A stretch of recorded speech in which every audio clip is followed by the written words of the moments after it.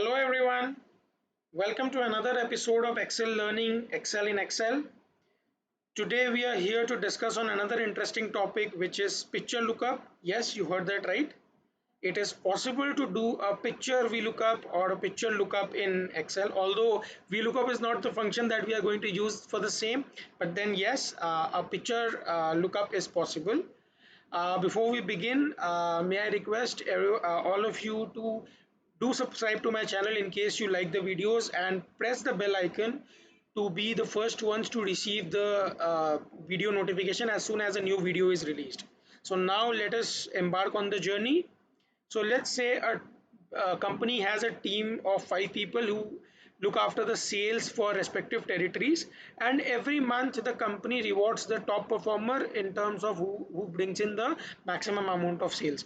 This is a practice which is prevalent across organizations. The frequency may be different, but there are people who work typically in the HR department or in the ops team who basically need to create a dashboard or a scorecard or a leaderboard wherein they need to every month the name of the persons on the leaderboard changes, and they need to have the corresponding picture with them for multiple reasons. One is rewarding them by way of putting a picture of theirs on the certificate that is awarded to them. There can be another way of congratulating them on email. There can be another thing, circulating the leaderboard to the top management with the photographs, because photographs create a kind of retention and recognition in the system. So with that objective, let's say I have these are the different names of the 5 people which we just saw in the team, and this is the leaderboard. So for example, Tom was the top performer in, let's say, April, so his picture is appearing here. Assume in the month of May it's Rachel, so her picture is appearing here. In the next month, June, it is Jerry. In July, it is Alina, and in August, it is Latika. So this is how it will be. So there will be a very interactive dashboard or a leaderboard wherein as soon as I select the name, the corresponding pick appears automatically. Isn't that cool, guys? So let us now understand what are the different steps to executing it. Yeah, first things first, we need to have a basic simple matrix of the names of the people and the corresponding photographs. The only word of caution here, or my advice to everyone, would be please ensure that the photograph is well within the printings or the boundaries of the cell. What I mean by that, so for example, cell number C3 is basically having a range from here in terms of the breadth, and in here in terms of the length. The photograph should be well within it. I'll tell you the logic for it. The logic for it is we are going to fetch the picture which is sitting on top of this cell, and hence if a picture is crossing the printings of the cell, it will only fetch half or to a respective part of the photo and not the entire photo. So now once we have this mastered in place, the next step is, let me just create a new workbook for you to show.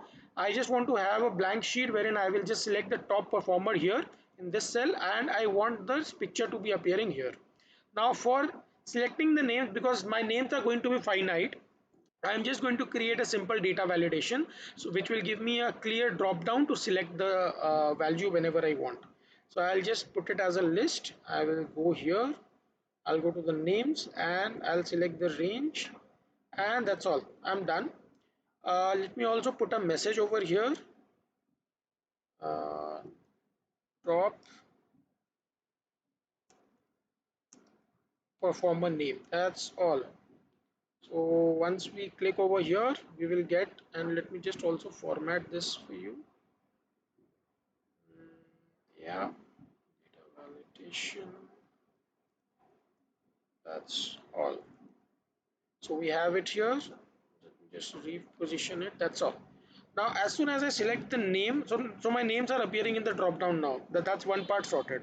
What I want is the picture over here. So what I'll do is I'll go here, I will select on the cell. Mind you, we'll select on the cell and not the photo. We'll press Ctrl C, we will come here, and here we will press go to home tab, we will go to paste, and we are going to click on the last option, which is the linked picture. As soon as I click on it, it takes a bit of time because pictures are a bit heavy. So I will just need to edit it a bit to make it look a bit neater and cleaner. So I'm just going to trim the edges and make it fit in the cell, so for it to look a bit cool. Yeah, and that's all. My trimming work is done, and now it looks pretty neat and clean. But you see, the work is not done. Now, if I change the name to Jerry, while the name here is changing, but my photograph is not. That's because as of now, I have simply linked it to one of these cells. And what it is showing me is the picture on top of that cell. That is what it is. So I have not created a reference point to it. So in order to create a reference point, what I need to do is I will again need to go to the names. I will need to select this range, which is the name and the photograph. I will go to the formulas tab and create from selection. Here what am I doing is I am telling Excel, look Excel, instead of naming it as C3, name it as Excel. Sorry, name it as Rachel. Similarly, instead of naming it as C4, name it as Jerry. And hence I've selected the left column because left column is what contains the names that I want to adopt. Now just let me click on OK and let me just show this to you. Now go here, or rather simply click on here. You will see the name here is Rachel. You click here, you will see D3. You will click here, you will see Rachel. Similarly, you go here, you will see Jerry. So what I've done is I've created an indirect reference to these names. I'll tell you where we'll use it. In the leaderboard, I have the name of the person, right?